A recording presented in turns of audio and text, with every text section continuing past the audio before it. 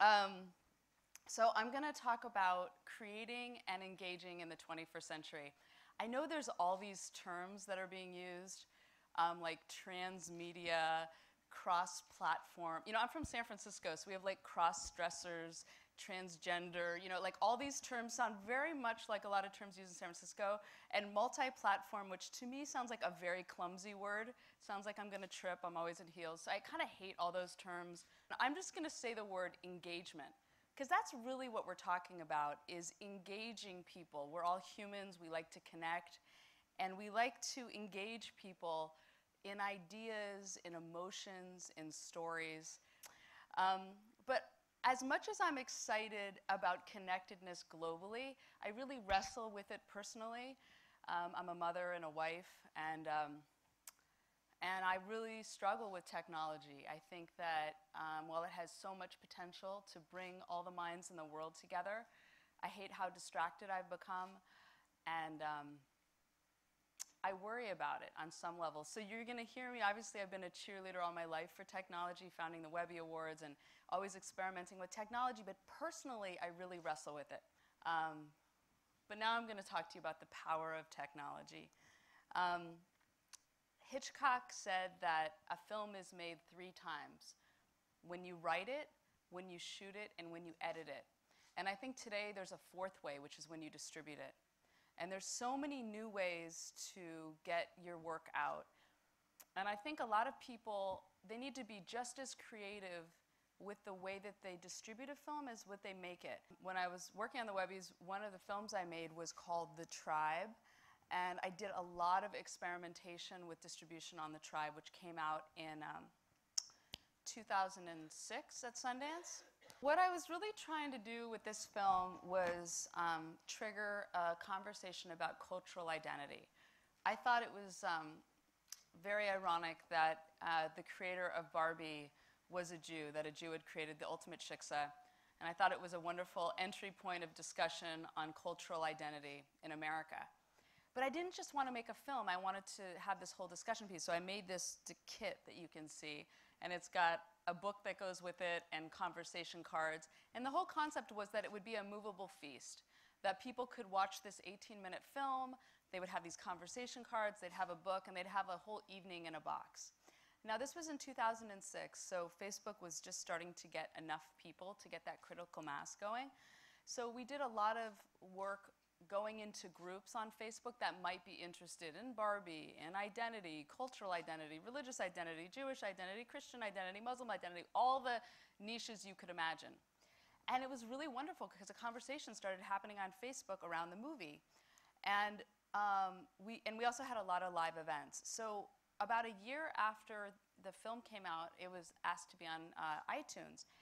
And because of all the community involvement through all of these groups, the minute that we went on to iTunes, it immediately raced past, you know, Pixar and all these other films and became the first documentary to be #1 on iTunes. And that was a total testament to the community groups that had gathered around the film at film festivals and on the web. And from that, we created this curriculum for professors to use. And I just kind of saw the film as this, like, the film was the appetizer, and the discussion afterwards was the main course, and I was providing people with all these different ways to have this discussion. And that really triggered my creation of the Moxie Institute, which is kind of a big name for really my production company and a great team that I get to work with every day. And our goal is really to use new technologies coupled with film and live events to trigger conversation. With every new technology, there's a lot of lamenting about what it's doing to our brain, but I actually think we're kind of evolving our brains, we're extending our brains in all of these new incredible ways. That's my great hope for the technology, in terms of like our capacity for knowledge and the ability to connect with minds all over the world about some of the biggest problems of our day. That's when I get extremely excited, which my movie goes into. So all of this stuff about technology led me to this, my new film, which is called Connected, which is kind of half autobiographical and half about the story of connectedness in our world and with humans. Whereas the tribe was looking at how to trigger a conversation about cultural identity, Connected is really about, we want to trigger a global conversation about connectedness, the good, the bad, the potential, the hope. And we've created all of these tools, which I'm going to share with you while we were making it. One of the things that we did throughout the making of the film is went on Facebook and Twitter with anything that we were wrestling with. I use a lot of archival footage. And if you see all of my films, Connected is like my 8th film. Sometimes I use a lot of the same images because to me that image represents that idea. I also made a discussion kit for Connected, and it has conversation cards, a 100-page book that goes with the movie. It's got the DVD. And then we have a pretty robust website, obviously, Request a Screening, which was new a couple years ago, but we're, mash up with Google Maps. So if people are in a particular area and they want a screening, they can request it. And then this doesn't work internationally, but we've done the text. But we're really trying to, in our credits, give all the ways that people can engage with the project afterwards. And then we've got on Twitter all the different subjects that we cover in the film so people can see an ongoing discussion. And we have a curriculum that we just released at a librarian conference in Philadelphia last week for educators to use in their classrooms. And then we're working with the Good Guide on a mobile phone app that goes with the movie. We have all these kind of tactical tools for you to explore the movie, but then we have a real practical tool. And Good Guide allows you to scan a barcode, and you can see, like, is that company environmentally friendly? They're adding all this, where do they support women? Do they use sweatshops? So in a lot of ways, it's connecting the dots with your everyday purchases.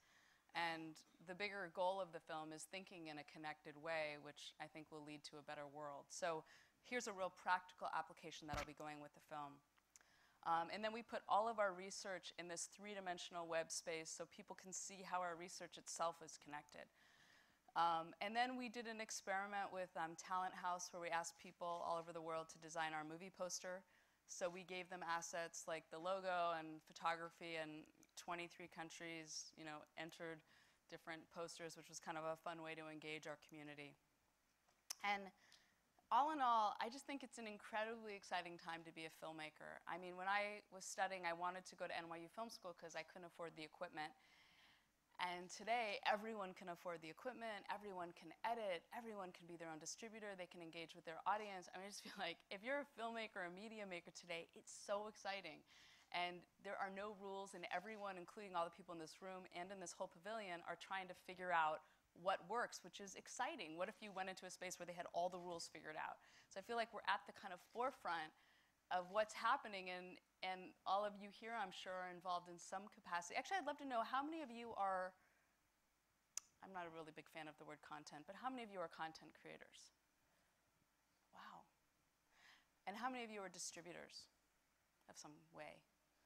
This should be all the same hands, actually.